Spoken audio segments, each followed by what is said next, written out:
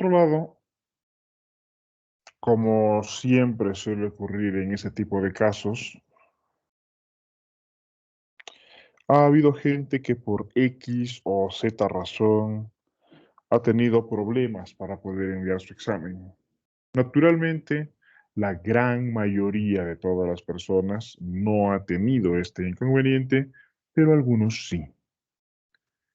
Este es un tema que no corresponde hablarlo conmigo, sino corresponde hablarlo con la dirección de carrera para hacer la reprogramación de un examen rezagado, tal como se ha venido haciendo en todo ese tiempo. Desconozco cuáles son las restricciones administrativas ahora mismo, pero veo que lo hacían anteriormente sin penalización. Las reglas del juego estaban bien presentadas. Cuando fue anunciado el examen contenía cuáles eran las características que iba a tener el mismo, que están ajustadas a aquello que había emitido la dirección de carrera, ¿no? Así que por este lado no es posible realizar reclamos de que, ay, no, que el examen iba a durar 1 hora, nos dijo que ahora son 50 minutos, ay, que no sé qué, que no sé cuánto. Eso es irrelevante. La mayor parte sí ha presentado correctamente dentro de tiempo, así que con las excepciones simplemente hay que asumir que han tenido problemas técnicos y hacerles esta reprogramación. Muy bien, entonces vamos a pasar a la revisión de las preguntas. He usado un examen que, como pueden ver, está muy dentro de la norma, un promedio de calificación perfectamente esperable, ¿no? Nada que esté realmente fuera de lo que se quisiera. Lo bonito al hacer este tipo de estudio es que justamente, ya lo pueden ver,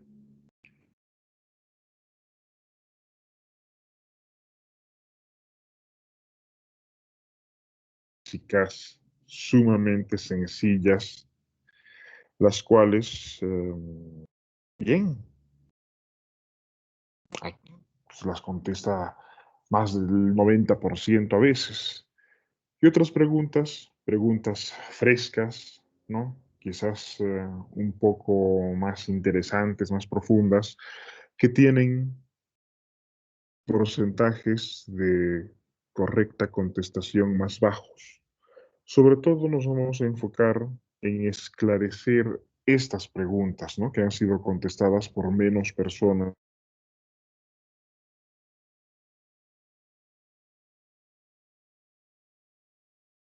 Ver con claridad la pantalla. Sí, yo- Muy bien. Voy a hacer el acercamiento, ¿no? Para que esté claro.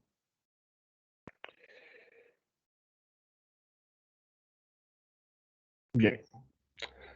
eh, ya saben que las preguntas en sus exámenes están ordenadas aleatoriamente, ¿no? Solamente aquí las presenta en un orden correlativo que no se corresponde con el orden que se presentaba en su examen. Pero de todas formas podrán encontrar cada una de las preguntas de su examen aquí. Aquí en la pregunta 1, el sistema inmune adaptativo está compuesto por linfocitos T y B, ¿no? Aquí la mayor parte acertó. Todos los demás son células que están presentes también en la inmunidad innata. Solo las T y B tienen esta capacidad específica de reconocer el antígeno y todo esto. Uno de los siguientes sufre escisión espontánea, ¿no? ¿Se acuerdan de que había un componente del complemento, el C3? ¿No? Aquí estamos, ¿no? Puros componentes del complemento. La molécula C3 en la vía alternativa tiene la capacidad de hidrolizarse espontáneamente, permitiendo la síntesis del C3A al C3B, y este C3B, pues ya saben, ¿no? Permitía la formación del C3BB y así. Así que de estos componentes, el C1 y el C4, ¿no? Las distintas formas del C1 y el C4 son parte de la vía clásica. En la vía clásica no hay una activación espontánea, ¿no? Necesitamos la unión con un anticuerpo. Así pues, ninguna de estas era la opción correcta, ¿no? Un 46% acertó a la primera. Uno de los siguientes no pertenece al sistema fagocítico mononuclear. Todos pertenecen, ¿no? Los macrófagos celulares, células de Kupfer, mesangio glomerular, microglía, todos son, perfecto. Uno de los siguientes depende del metabolismo del ácido araquidónico. Fácil, ¿no? Los tromboxanos lo han hecho bien. Es reactante de fase aguda, ¿no? Pues la proteína se reactiva. También el factor 3 del complemento. También la lectina de unión amanosa. También la glucoproteína ácida alfa 1. Todas son reactantes de fase aguda. Como todas lo son, la respuesta válida es todas, ¿no? Sí, sé que todo el mundo estaba muy atento a que sea la proteína C reactiva, por ejemplo, eso está bien, pero no son todas, así que la opción correcta es todas.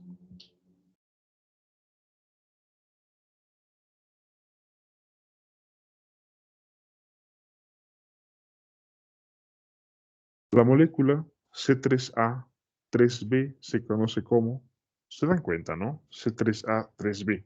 Estamos hablando de la molécula C3 sin desdoblar, ¿no? Ya saben, ¿no? El C3 está hecho de C3A, C3B, basados en la nomenclatura. Esto es ninguno de los anteriores, ¿no? Es la molécula C3 nativa. No es complejo de ataque de membrana, no es ninguna de las C3 convertasas, ¿no? Las C3 convertasas eran el C3B,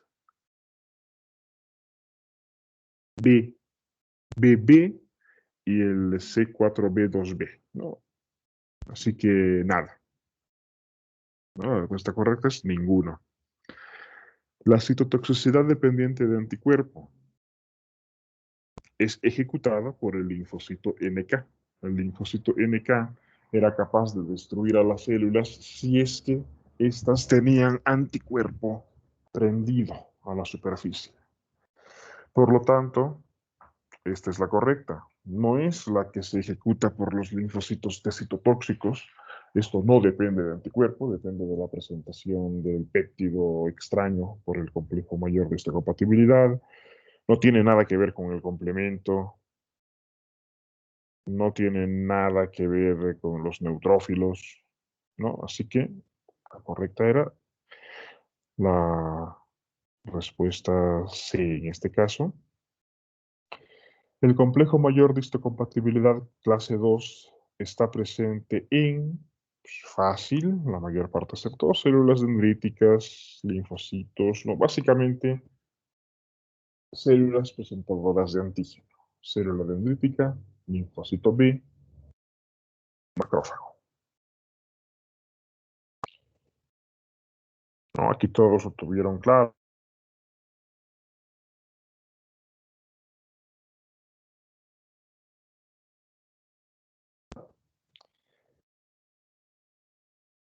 Una de las siguientes subclases, ¿no? Prácticamente en activo de complemento, la mayor parte lo tuvo claro, IgG4. Existen receptores celulares para las inmunoglobulinas, excepto, ¿no? Pues, para la IgM, no hay otros receptores que detecten la IgM. En cambio, sí hay para la IgG, sí hay para la IgE, sí hay para la IgA. No, aquí tenemos unas preguntas de elaboración más fácil, ¿no? Donde cada opción es independiente de las demás y solo pregunto cuál es cierta. Entonces, ¿no? En este caso, La mitad ha contestado correctamente, solamente que vamos a ver si volcando la pantalla les sale bien la opción para que no tengan dudas.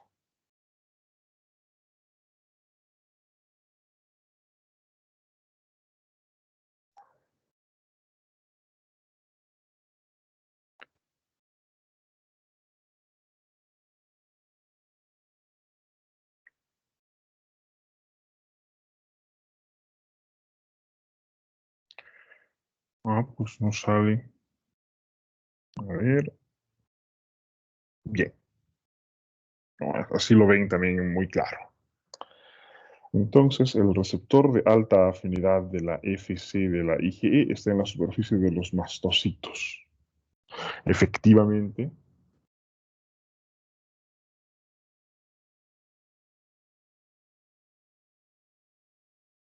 en los mastocitos.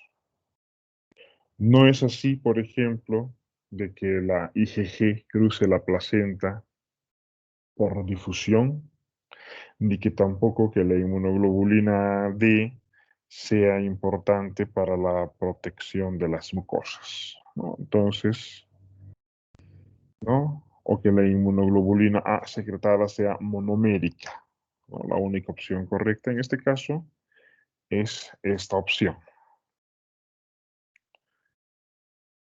Muy bien. Esto, pues, el proceso que permite la generación de anticuerpos distintos a IgM en la respuesta secundaria se conoce como recombinación de cambio de clase. Bueno, habíamos visto esto en el capítulo de anticuerpos.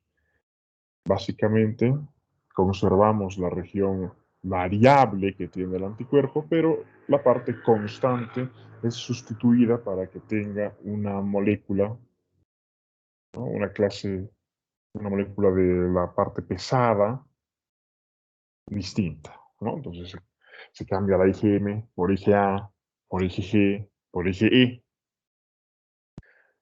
Las demás no son esto, ¿no? O sea, la recombinación BDJ, la hipermutación somática, la maduración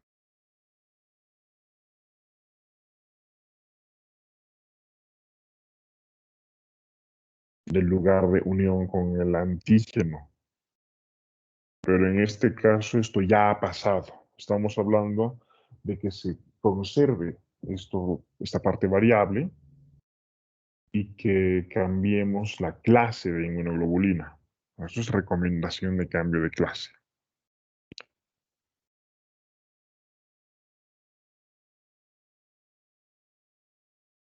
Creo que se ve mejor así. Uno de los siguientes receptores se encuentra solo en las células T citotóxicas, ya pues CD8, ¿no? Célula T citotóxica es CD8 positiva. Las demás, ¿no? El CD3 se encuentra en otras células T, pero en todas, ¿no? El CD20 es característico del linfocito B. El CD16 y el Li49 son característicos de la célula NK.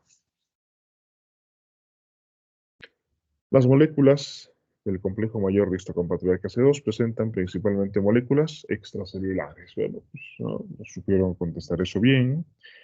Uno de los siguientes se une al complejo mayor de histocompatibilidad.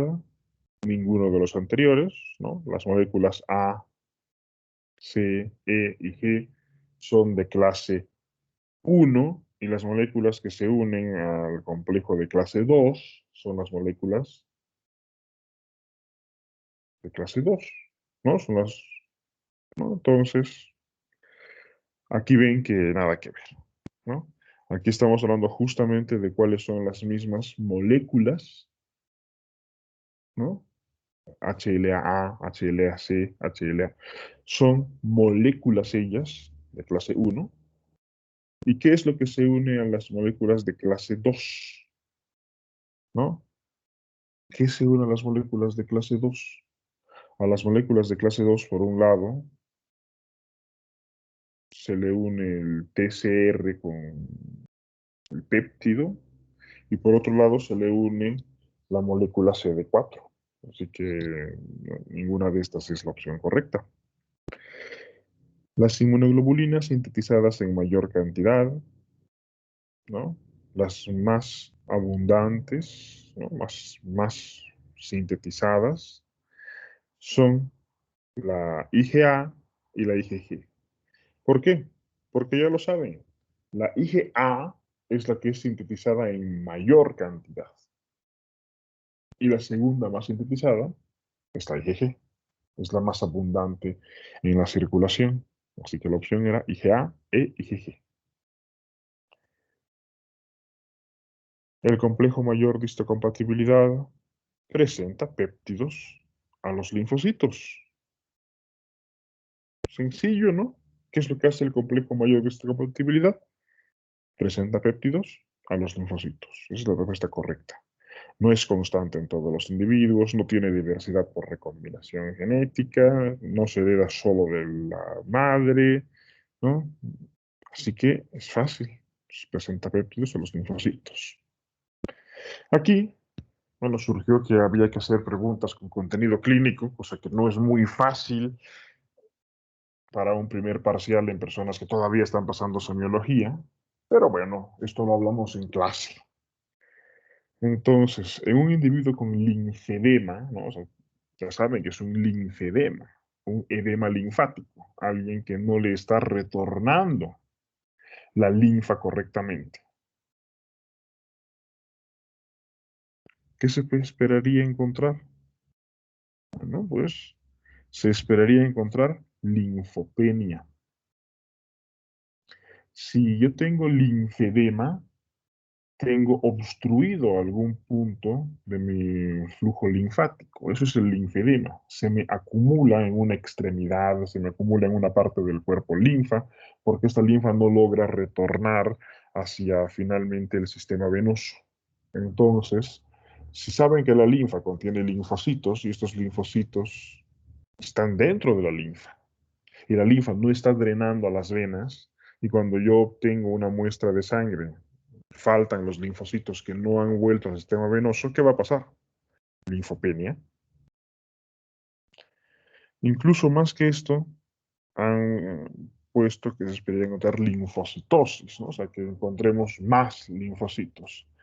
No tendría por qué haber más linfocitos, más bien el sistema está saturado con linfocitos, solamente que no están en circulación, ¿no? No se esperaría encontrar un aumento de la producción de anticuerpos, ni esto afecta a la anemia, ¿no? Que sería que no se produzcan básicamente glóbulos rojos. Así que era linfopenia. En un individuo con hiperesplenismo, ¿no? O sea que el vaso está más grande de lo normal, está con más funcionamiento que lo normal. La causa clásica de esto es la hipertensión portal, puede haber otras causas, ¿no? Infecciones crónicas que han hecho aumentar el tamaño del vaso, entre otras cosas.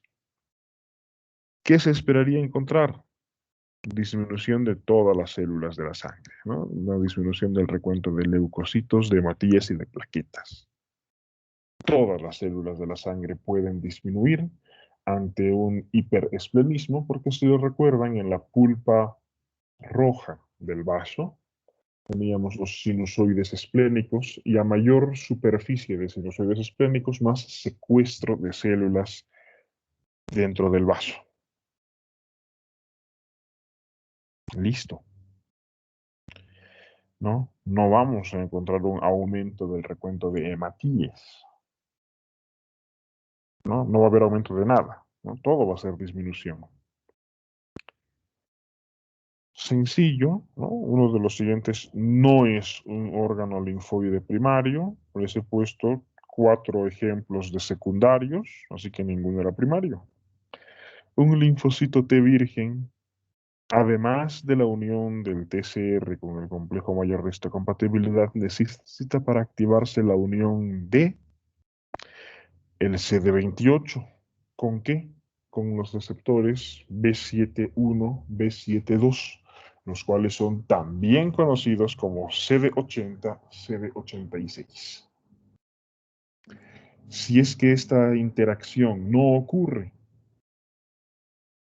entonces vamos a tener un problema. se va a reconocer ese antígeno probablemente como propio y esto va a generar la anergia de la célula. En cambio, en las células que ya han sido activadas, el CD28 se puede unir con el CTLA4, que es 100 veces más afín, y esta molécula se va a expresar en la superficie de células presentadoras de antígeno. Y esta interacción más bien va a inhibir a la célula.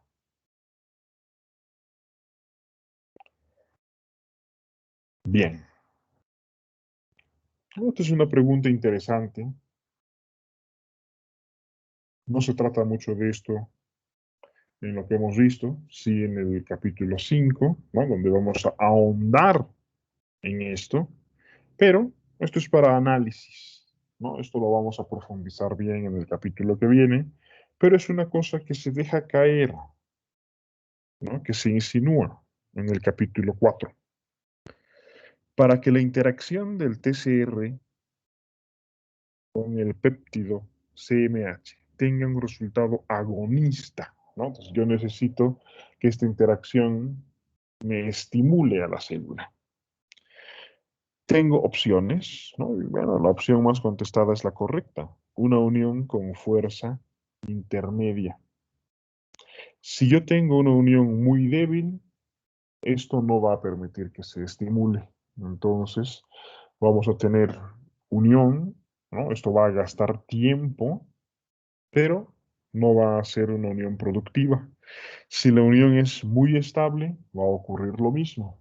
Vamos a tener una reacción de anergia porque solamente va a haber unión de pocos receptores o de un único receptor en lugar de estimular numerosos receptores en la superficie celular. Así que la respuesta correcta es que las uniones intermedias permiten esto.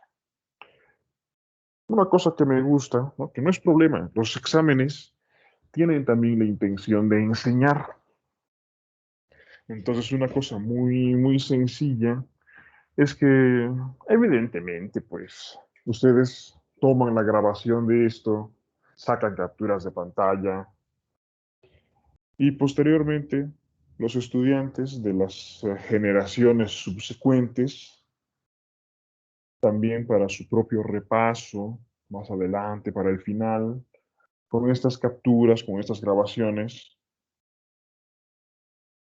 bueno, pues le pasan los exámenes pasados a otros compañeros. Esto permite que las preguntas que son repetidas tengan mejores calificaciones, ¿no? La gente básicamente ya no necesita simplemente estudiar exactamente igual todo el temario, porque, bueno,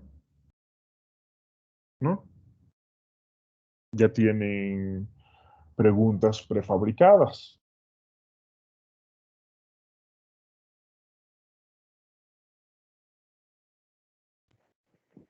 Estas Doc, nuevas, uno se da cuenta en qué medida de verdad la gente estudió, ¿no? En las preguntas nuevas. También otra cosa interesante es hacer preguntas cambiadas, hacer preguntas muy parecidas a otra pregunta que ya se había hecho anteriormente, pero dirigida de forma distinta para poder cambiar la respuesta. Muchas personas, cuando uno ve que se ha contestado a la opción antigua, eso sugiere mucho, ¿no? De que tenían versiones pasadas del examen. Muy bien. Miren, un 90% de éxito en la paracorteza del ganglio linfático. Doc, no se está proyectando la pantalla, perdón. Ah, muy bien, bueno, ahora lo explico. Pero se acuerdan la pregunta, ¿no? En la paracorteza del ganglio linfático, ¿qué es lo que tienen? Linfocitos T. entonces, Esto, esto lo han acertado mucho. Así que no va a haber problema de esto.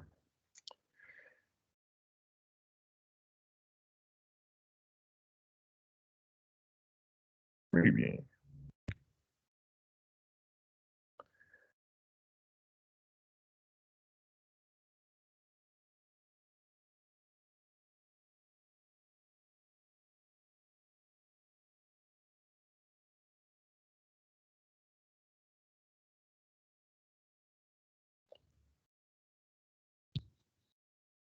¿no?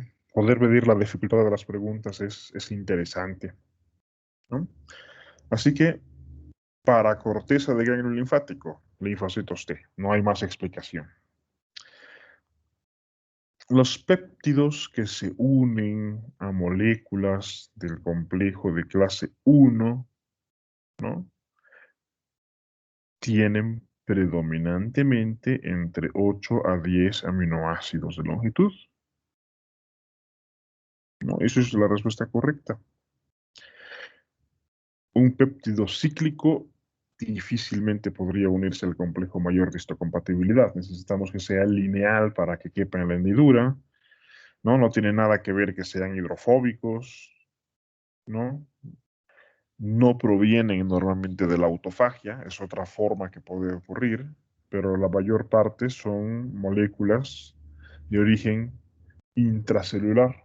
Para que yo tenga autofagia, la autofagia me permite presentar lo que se llama una presentación cruzada, presentar a través de molécula de clase 2 una molécula de origen intracelular. Así que esto tampoco es, ¿no? Y la clase 1 presenta a las células citotóxicas, no a las colaboradoras.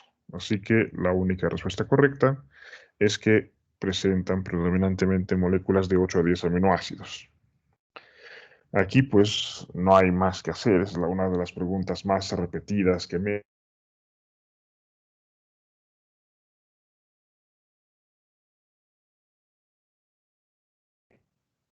¿no? Sencillo. Las células B son parte de la inmunidad adaptativa. Son específicas de antígeno. Así que cuando un antígeno se encuentra con un linfocito B, si es que la célula B lo reconoce, esa célula va a empezar a multiplicarse. Listo, eso es una selección clonal. Las demás son células del sistema inmune innato, no tienen esta capacidad ellas de multiplicarse, ¿no?, de hacer clones de las células seleccionadas. Por lo tanto, solamente la célula B cumple este requisito. ¿Cuál otra podría ser esa opción? Célula T, fin de la lista. Esta ya ni para qué les digo, ¿no? Si el 94% acertó, la IgG presenta 4 subclases. Perfecto. La IgA presenta 2 subclases, y la IgE no tiene subclases, es solamente una. Listo. Seleccione la correcta. No, en este caso todas son falsas. ¿Por qué? Es fácil, ¿no?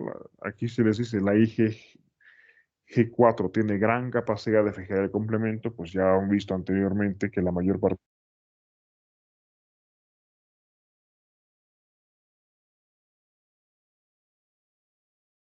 media la respuesta frente a virus. Sabemos que no. La IgE, obviamente puede haber IgE contra virus, ¿no? Pero es hablando que media, ¿no? O sea, que es el agente principal, ¿no? La IgE es el principal agente de las alergias y la reacción frente a parásitos, no virus. La IgA1 es el principal componente inmune de la leche. Bueno, pues discutible. Básicamente, si hablamos de leche, estamos hablando de IgA secretada, y la IgA secretada es IgA2 principalmente. Entonces, no es esa. Así que todas son falsas. Seleccione la correcta. La recombinación B-D-J, ¿no? Esta clase de recombinación ocurre en linfocitos T y B. Eso es, ¿no? La mitad contestó correctamente, ¿no? Otros han pensado que todas son ciertas, pero aquí dice, ¿no? Los anticuerpos son secretados por linfocitos B de memoria, ¿no? Los linfocitos B de memoria no secretan anticuerpos. Los anticuerpos son secretados por las células efectoras, no las de memoria, que se llaman plasmocitos, ¿no? Así que con eso ya se tumba el todas son ciertas, porque también tendría que asumir que se producen solamente hasta 150.000 distintas moléculas anticuerpos, y eso no es cierto, se producen miles de millones. Seleccione la correcta, ¿no? Que tenían claro, la IG, ¿no? La inmunoglobulina más abundante del suero es la IgG. Perfecto.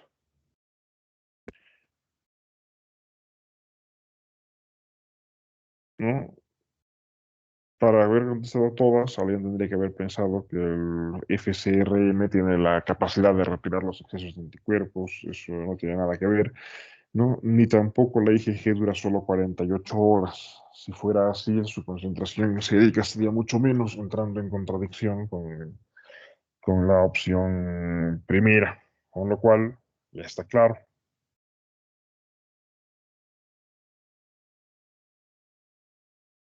Muy bien. En esta, todas son ciertas, ¿no?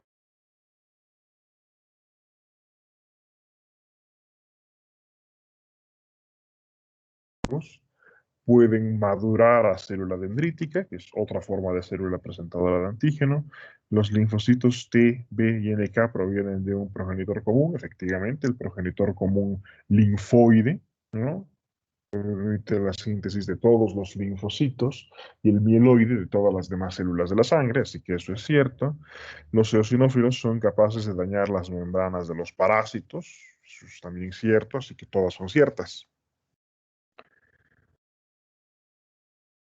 No, aquí la correcta, la vía de la lectina, se inicia por la unión de la MBL A más 1 y 2. Claro, esto justamente en el contexto de que la MBL esté unida a polisacáridos microbianos. Pero bueno, eso ya lo damos por sentado. El resto no, ¿no? Solo es esa la correcta.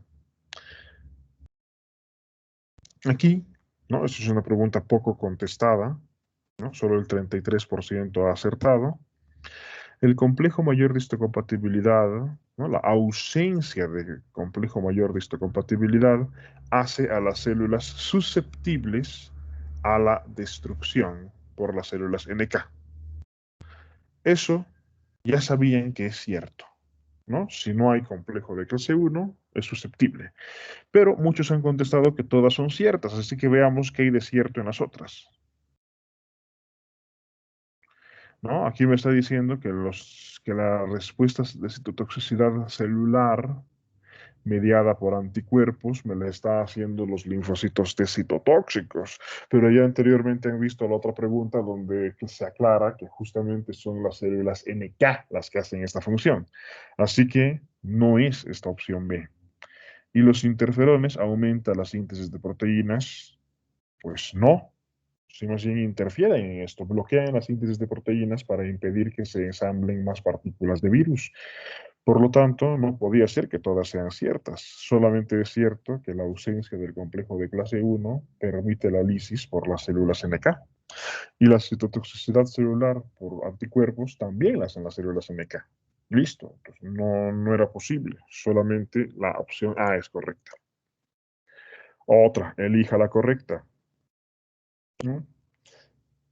Ya les dije, ¿no? Cuando hay fallos tan groseros es porque la pregunta es idéntica muchas veces a una pregunta antigua y ha sido la sustitución de la opción. Entonces, en este caso les estoy preguntando el kilotórax, ¿no? Hemos hablado de esto en clase, ¿no? Estos son los premios para la gente que presta atención en clase. El kilotórax puede deberse a la obstrucción del conducto torácico. Búsquelo donde sea. Es así. Si el conducto torácico se oblitera por lo que sea, ¿no? Se aplasta, se coagula. ¿Qué va a ocurrir? Que va a haber un linfedema, ¿no? Y si es un conducto principal, como el conducto torácico, entonces el primer lugar donde se va a llenar, donde se va a acumular la linfa es en el espacio pleural. Y esto es el kilotórax. Entonces, alguien con kilotórax, les di el caso de un individuo con un trauma cerrado de tórax que finalmente acabó con una inmunodeficiencia y acabó flaco.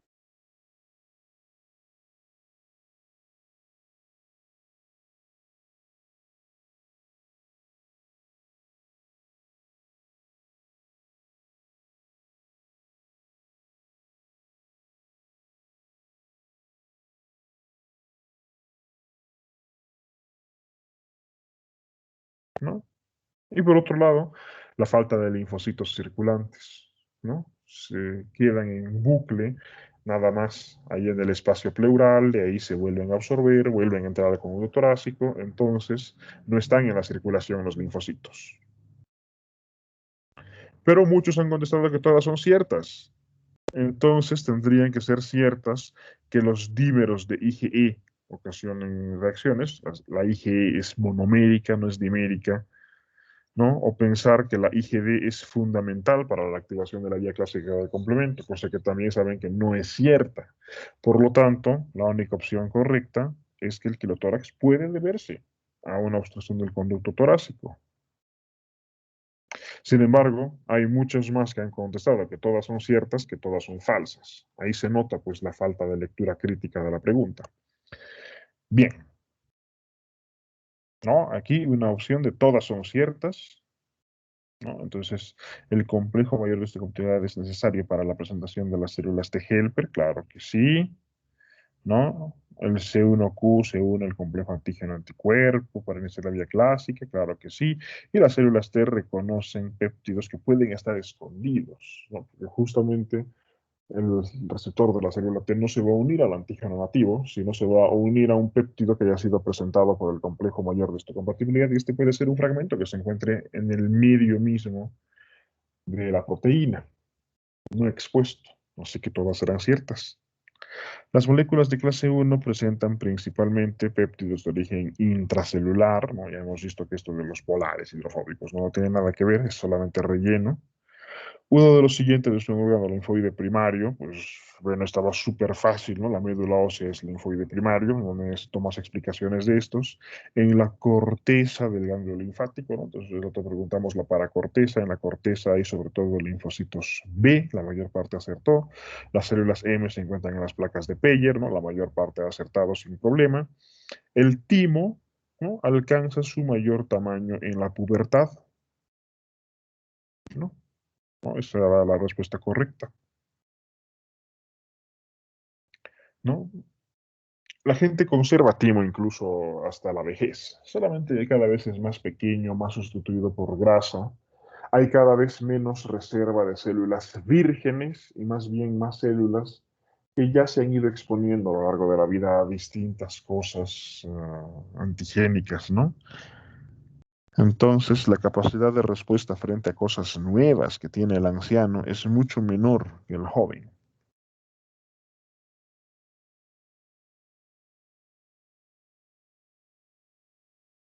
Lo demás, bueno, pues si ya saben, ¿no? Entra en contradicción que alcance su tamaño mayor en la pubertad o que crezca de forma constante en la vida, ¿no?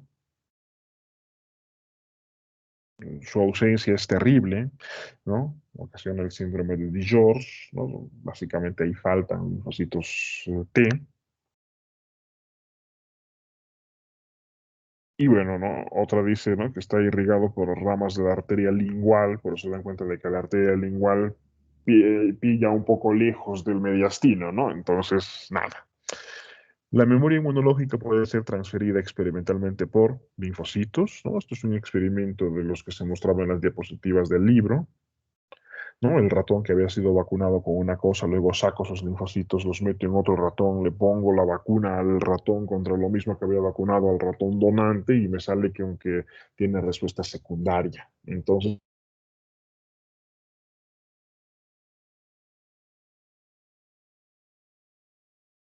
todas son ciertas. La molécula C5 es quimiotáctica para los neutrófilos, fíjense eso, también ya lo tenía muy claro antes. La NADPH oxidasa es indispensable para la generación de los radicales libres necesarios para eliminar bacterias y hongos. Y los NET también pueden ser hechos por macrófagos, ¿no? Eso es una de las primeras diapositivas de la lección 1, así que todas eran ciertas. El CD1D se llama el siguiente receptor, al receptor TCR de la NKT, ¿no? Pues lo tenían todos bastante claros.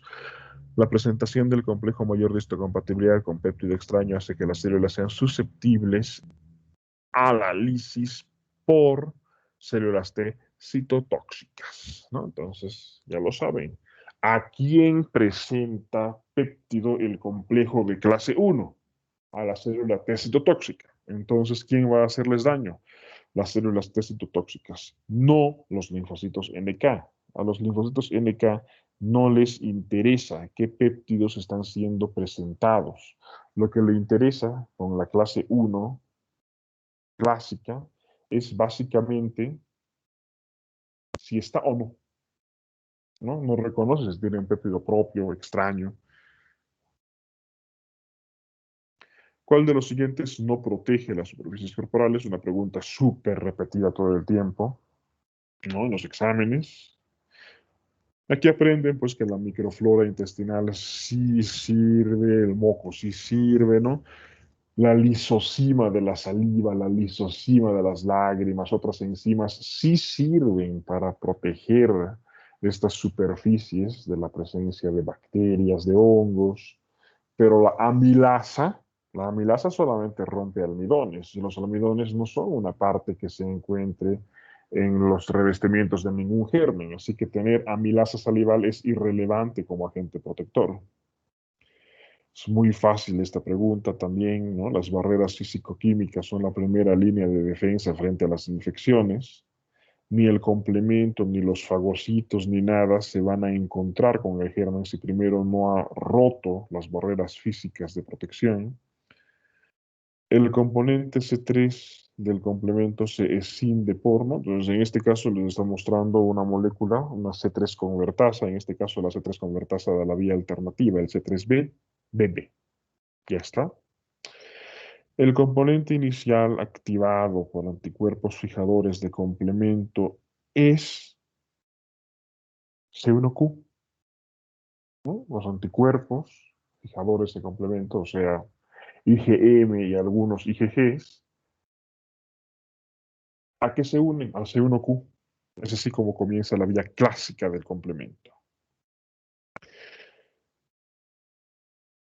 Aquí, una pregunta pues que no han sabido contestar más que el 35%. Era un poquito más compleja, claro que sí. La IgA secretada es siempre dimérica. Sí, señores, la IgA secretada siempre es dimérica, porque si recuerdan cómo ocurre la secreción de la IgA, pues teníamos, ¿no?, que la IgA sale con un componente secretor, y este componente secretor no es otro que el receptor poli-Ig, ¿no?, el receptor de inmunoglobulina polimérica. El receptor de inmunoglobulina polimérica no es capaz de atrapar IgAs monoméricas. Por lo tanto, todas las IgAs que logran ser secretadas son diméricas. Listo. Entonces, eso es cierto, siempre son diméricas. Pues bueno, en verdad han acertado en que la IgM no es la que atraviesa la placenta, ¿no? Es la IgG la que puede atravesar la placenta.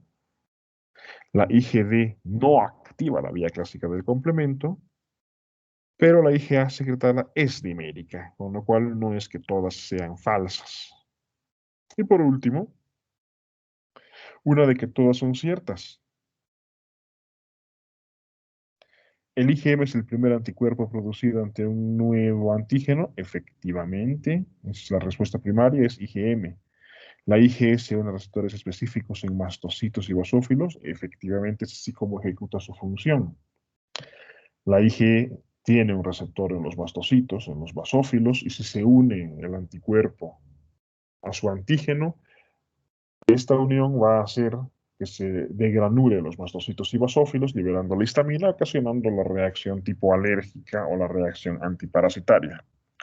Y el receptor poli-Ig permite la secreción de IgA. Miren, ¿no? Pregunta, ¿no?, concepto recurrente, ¿no? El receptor poli-Ig permite la secreción de IgA. Entonces, esas tres opciones son ciertas. Muy bien. Entonces, como podrán ver, esto era el examen. Espero haber esclarecido todas las dudas sobre este examen. ¿no? Ahí tenían todas las preguntas y les he justificado cuáles son las respuestas correctas y por qué no son las respuestas incorrectas. Esto permite que consigan algo más, que usen al examen como una evaluación de su conocimiento, ¿no? Esa es la retroalimentación que se obtiene en una revisión de examen. No simplemente que el examen les sirva para tener una X o Z nota.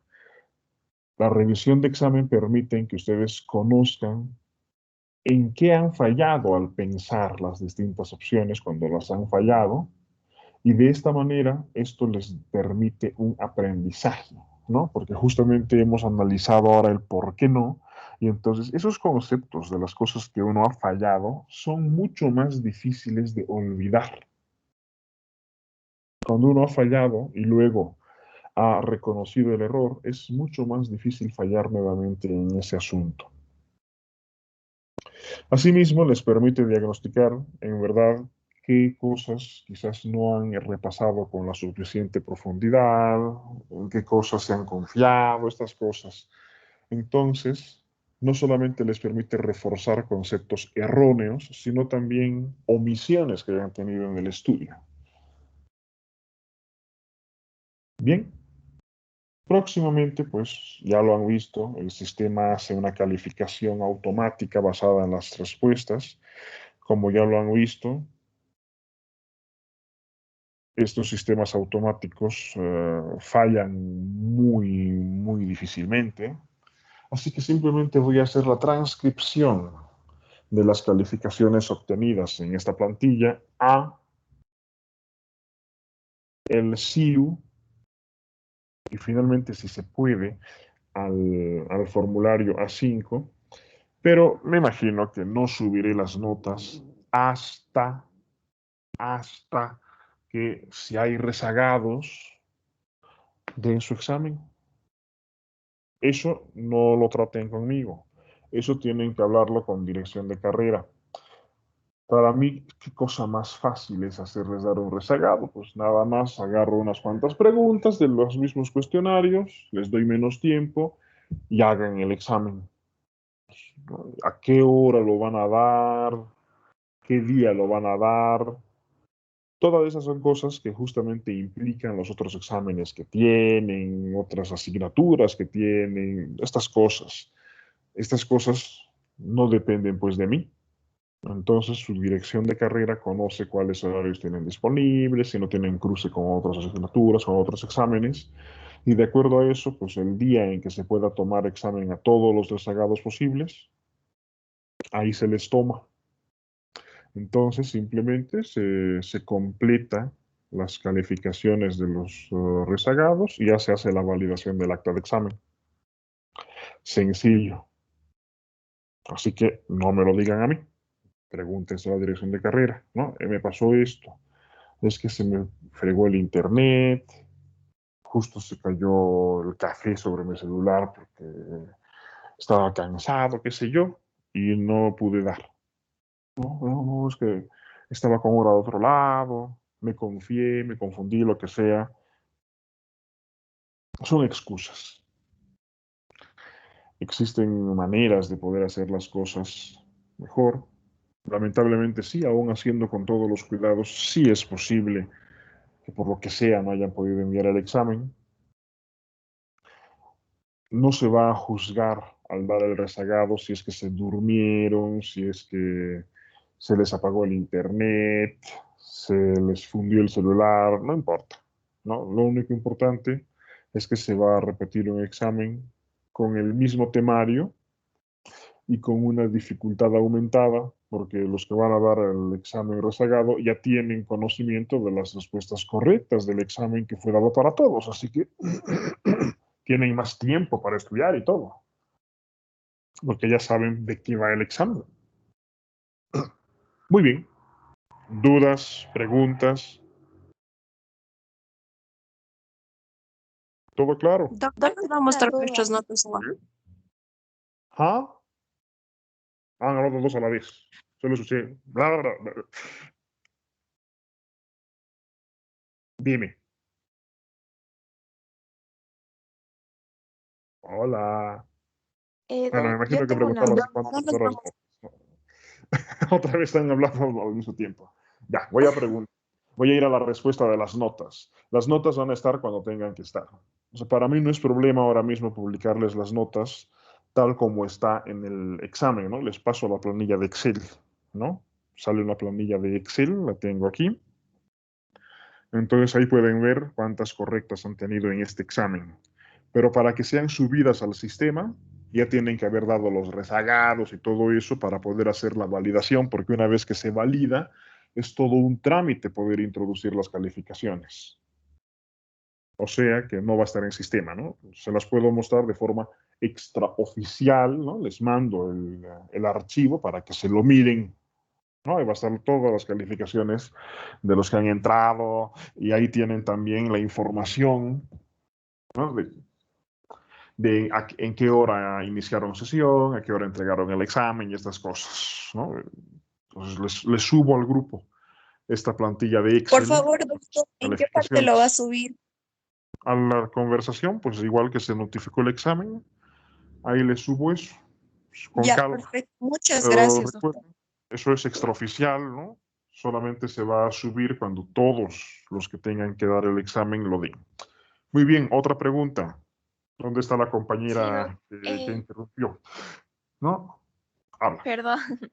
Bueno, mi duda es, esto no estaba necesariamente en el examen, pero pregunto por si entra al examen final.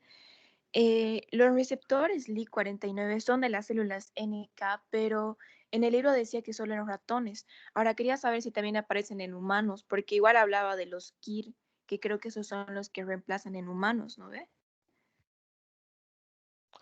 Uf, hay un montón de distintos receptores, pero no, los receptores en mamíferos son muy similares. No sé, estamos hablando de familias, ¿no? Familias de proteínas. Hay decenas de distintos receptores en la célula NK. Si se lo revisan, van a encontrar, ¿no? A fondo esto, así que sí, puede entrar. Figúrense que sí, en la asignatura de inmunología humana es perfectamente válido preguntarles sobre moléculas que pudieran estar solo en ratones, simplemente por su homología que tienen con receptores similares en humanos. Así que la respuesta es que sí. ¿No? Los Ok, Doc, experimentos están hechos gracias. en ratones, pero sin embargo aplica exactamente el mismo conocimiento a humanos. Muy bien, ¿más dudas? Doc, Sí. del complejo mayor de histocompatibilidad 1, la respuesta era que mostraba extracelularmente, ¿verdad? O sea, antígenos extracelulares. Pero, o sea, ahorita revisando, me he acordado del beso de la muerte por apoptosis de la CD8, que la célula muestra el complejo de histocompatibilidad 1 cuando tiene virus por dentro de ella. Entonces el CD8 reconoce, va y le Intracelular. da el beso de la muerte inyectando diferentes cosas.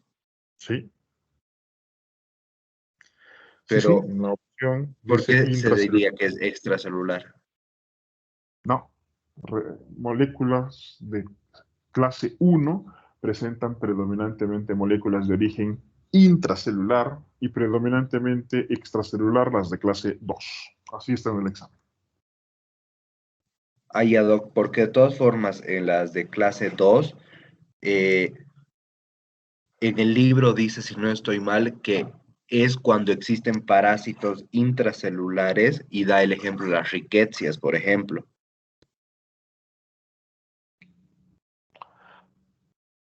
Claro, ese es el ejemplo de la autofagia, ¿no? Una cosa que está dentro de la célula, pero que es de origen extracelular, ¿no?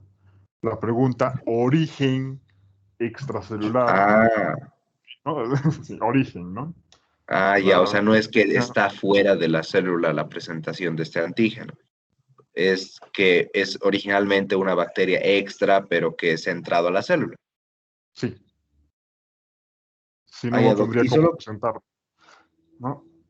Y solo para aclarar la duda, una vez que entra la riqueza a la célula, se presenta el complejo 2 y las células T helper o las de memoria son las que las reconocen, inyectando interferón gamma. Son pues siempre células efectoras, ¿no? O sea, tienes células T helper efectoras y células T helper de memoria también. Son las células T helper efectoras. Efectoras, ¿no? Células T helper efectoras. Entonces, específicamente este caso, te vas a dar cuenta de que te va a generar una respuesta T helper 2, ¿no? La típica respuesta que facilita la destrucción intracelular de gérmenes, pero también facilita la producción de anticuerpos, ¿no? No, mírate eso. Si el germen está dentro de la célula, ¿no? Si el germen está dentro de la célula, no te sirve producir anticuerpos. ¿Por qué? Porque los anticuerpos no van a entrar a la célula, ¿no? Eso se llama una respuesta T helper 1. En cambio, si el germen está fuera de la célula, sí te va a permitir que los anticuerpos sean útiles. Eso se llama una respuesta T helper 2. Pues ya lo veremos más adelante, pero te das cuenta de que en este caso, cuando hay gérmenes intracelulares, ¿no? Tuberculosis, riquecias, estas cosas, tendrás una respuesta de clase 1 principalmente, ¿no? Esta respuesta de clase 1 va a permitir eso, ¿no? Producir interferones, aumentar la toxicidad dentro de la célula para la lisis de los gérmenes, estas cosas. O una respuesta de clase 2, si es que el germen es extracelular, ¿no? Ahí sí te sirve producir anticuerpos. Entonces vamos a ver, ¿no? Más a fondo estas cosas. ¿Alguna duda más? Gracias, Doc. No, no, ¿por qué? Más cosas. ¿Todo claro?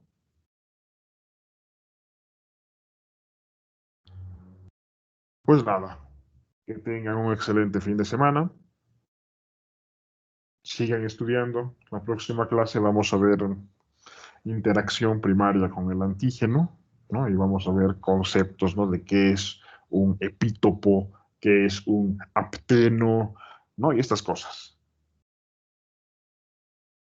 Cuídense, que ¿Qué tengan muy buena capítulo semana. sería ese, Doc?